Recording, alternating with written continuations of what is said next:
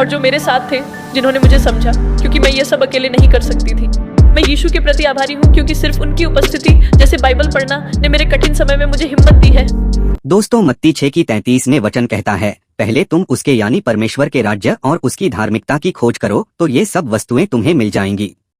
और फिर भजन 126:5 कहता है, जो आंसुओं के साथ बोते हैं वो जय जयकार के साथ लवने पाएंगे।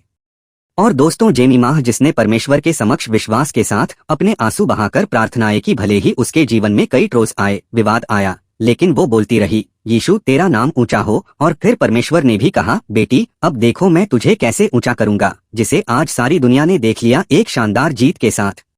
दोस्तों, जेमी माह ने फेम को नहीं, फेथ को चुना, इसीलिए तो जीसस पापा का नाम खुलकर लिया, नहीं तो फेम के लिए, जो कि बहुतों को हर धर्म के इंसान से चाहिए होता है। बहुत से प्लेयर्स या सेलिब्रिटी फेमस होने के बाद अपने फेथ का जिक्र करने से कतराते हैं कि कहीं फैन फॉलोइंग कम ना हो जाए।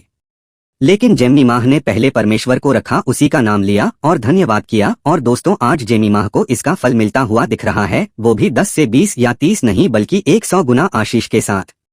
क्योंकि उस सेमीफाइनल वाले मैच के बाद से ही जेमी माह की इंस्टाग्राम पर फैन फॉलोइंग काफी तेजी से बढ़ने लगी है।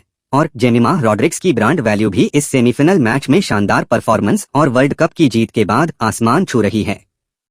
क्योंकि जेमी माह सेमीफाइनल में ऑस्ट्रेलिया के खिलाफ नाबाद 127 रन बनाकर स्टार क्रिकेटर बन गई हैं, इसलिए अब बड़े बड़े ब्रांड्स की लाइन लग गई है, जिससे जो एंडोर्समेंट फीस पहले 75 लाख के करीब थी, अब वह डायरेक्ट 100 गुना बढ़कर 1.5 करोड़ तक पहुंच गई है, यानी सीधा डबल जंप।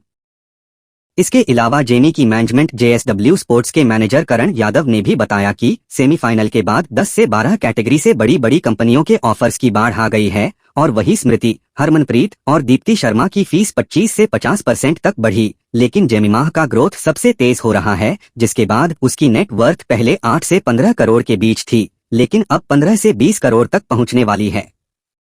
और सालाना एंडोर्समेंट से भी 5 से 7 करोड़ कमाई। इसके अलावा इंस्टाग्राम फॉलोअर्स 3.5 मिलियन यानी डबल ट्रिपल हो गए। वहीं पुराने brands Nike, Red Bull, Hyundai, boAt, Gillette, Dream 11, Surf Excel, लेकिन नए HUL, स्विगी, प्यूमा सब टेबल पर। उनकी डर्टी जर्सी वाली फोटो रेजिलियंस का सिंबल बनी। क्यों? क्योंकि वो यंग हैं, फेथफुल हैं, एनर्जी से भरी हैं, ब्रांड्स को युवा ऑडियंस चाहिए, वो दे रही हैं।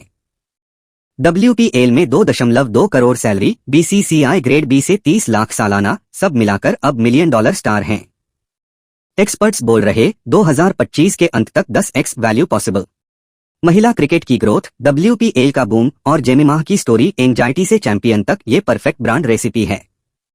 तो हाँ, ब्रांड वैल्यू नहीं बढ़ी बल्कि 7वें आसमान पर उड़ रही है।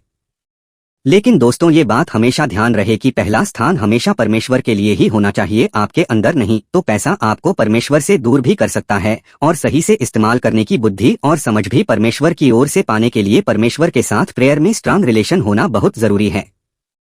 बाकी आपका इसके बारे में क्या कहना है, आप हमें कमेंट सेक्शन में जरूर बताएं। परमेश्वर आप सभी को आशीष दें।